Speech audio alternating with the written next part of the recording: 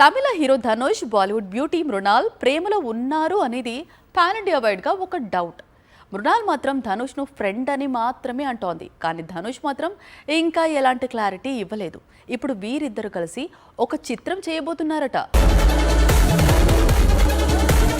కొన్నాళ్లుగా ధనుష్ మృణాల్ రిలేషన్ గురించి చాలా చర్చ జరుగుతోంది.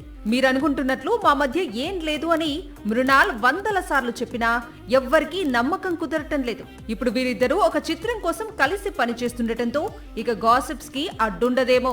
ప్రస్తుతం మృణాల్ ఠాకూర్ టాలీవుడ్, బాలీవుడ్ ప్రాజెక్ట్స్ లో బిజీగా ఉంది. కానీ ఇప్పుడు కోలీవుడ్ పై ఫోకస్ పెట్టింది. మొదటి చిత్రమే ధనుష్ తో కలిసి చేయబోతోంది. అయితే వీరిద్దరూ కలిసి నటించడం లేదట. ఎందుకంటే ధనుష్ డైరెక్ట్ చేస్తాడట, మృణాల్ నటిస్తుందట.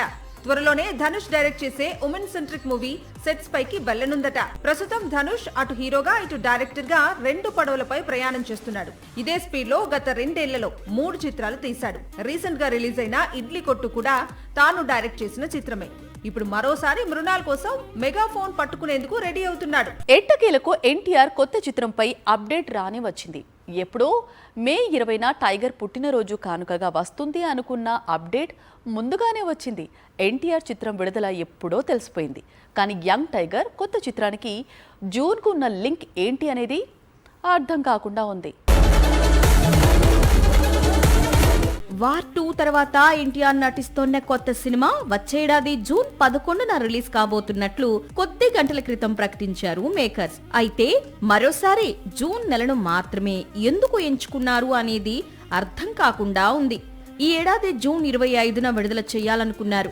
షూటింగ్ పూర్తి కాకపోవడంతో వచ్చే ఏడాదికి వాయిదా వేశారు.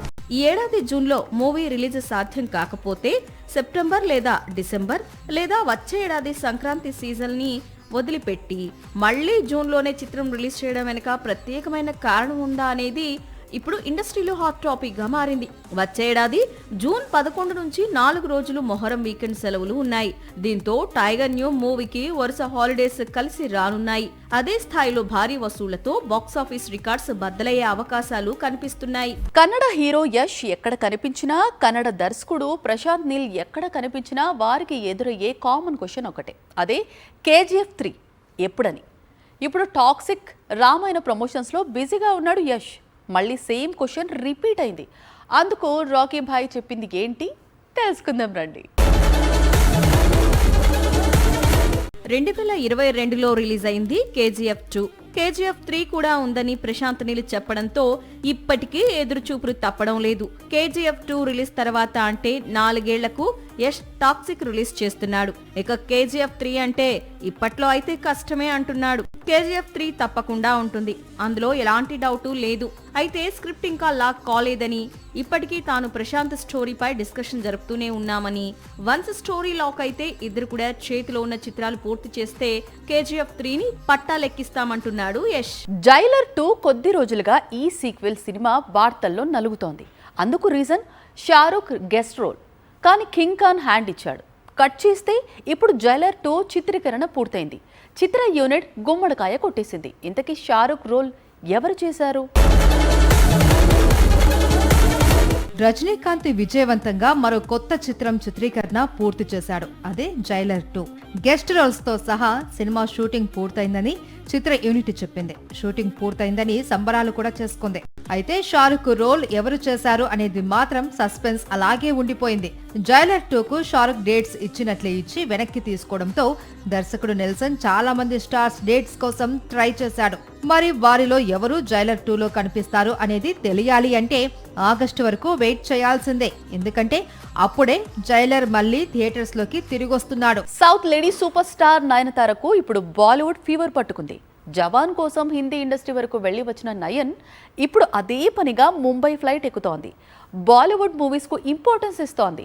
అందుకోసం తెలుగు చిత్రాలను సైతం వదులుకుంటోంది. తెలుగులో తెరకెక్కే కొత్త చిత్రానికి డేట్స్ ఇచ్చినట్లే ఇచ్చి క్యాన్సిల్ చేసింది నయనతార.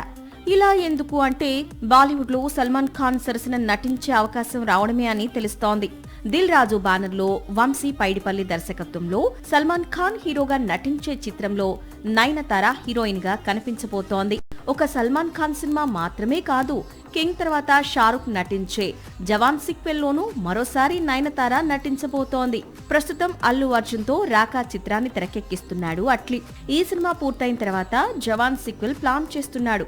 ఇందుకు సంబంధించిన lady super star dates already block చేశాడట అట్లీ. కెరీర్ బిగినింగ్ నుంచి సౌత్ పైనే ఫోకస్ పెట్టిన నయన్ ఇప్పుడు పూర్తిగా బాలీవుడ్ పై ఫోకస్ పెట్టింది. మరి కొద్ది రోజులు Chennai to Mumbai, Mumbai to Chennai trips తో బిజీ కానుంది.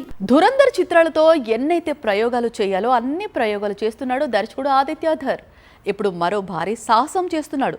సినిమా మేకింగ్ ను యూట్యూబ్ లో కాకుండా థియేటర్స్ లో రిలీజ్ చేస్తాడట. ఇండియన్ సినిమా హిస్టరీలోనే ఎవ్వరూ చేయని ప్రయోగం ఇది. ధురంధర్ 2 ఇప్పటికీ థియేటర్స్ లో వసూళ్లను రాబడుతుంది. ఇండియన్ సినిమా రికార్డ్స్ తిరగరాస్తోంది. 1800 కోట్ల క్లబ్ వైపు పరుగులు తీస్తుంది. ఇప్పుడు ఈ సినిమా గురించి మరో అప్డేట్ ఇచ్చాడు డైరెక్టర్ ఆదిత్యధర్.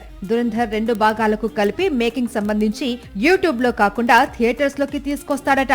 సినిమా మేకింగ్ ను చాలా వరకు ప్రమోషన్స్ కోసం ఉపయోగిస్తూ ఉంటారు మేకర్స్. కానీ ధురంధర్ డైరెక్టర్ మాత్రం మేకింగ్ వీడియోస్ తో కాసులు కురిపించే ప్లాన్ లో ఉన్నాడు. సినిమాకు సంబంధించిన స్టార్స్ ఇంటర్వ్యూస్, మేకింగ్ అన్ని కలిపి వీడియో రూపంలో థియేటర్స్ లోకి తీసుకొస్తాడట. ఈ ఐడియా వర్కౌట్ అయితే మాత్రం ఆదిత్యధర్ మరో ట్రెండ్ సెట్ చేసినట్లవుతుంది. సాక్షి టీవీ ప్రసారాలను నిలిపివేయటం చట్టరీత్యా నేరం. సాక్షి టీవీ ప్రసారాల కోసం మీ స్థానిక కేబుల్ ఆపరేటర్ను వెంటనే సంప్రదించండి. DTH లో, ఇంటర్నెట్ లో కూడా సాక్షి టీవీ ప్రసారాలను వీక్షించవచ్చు.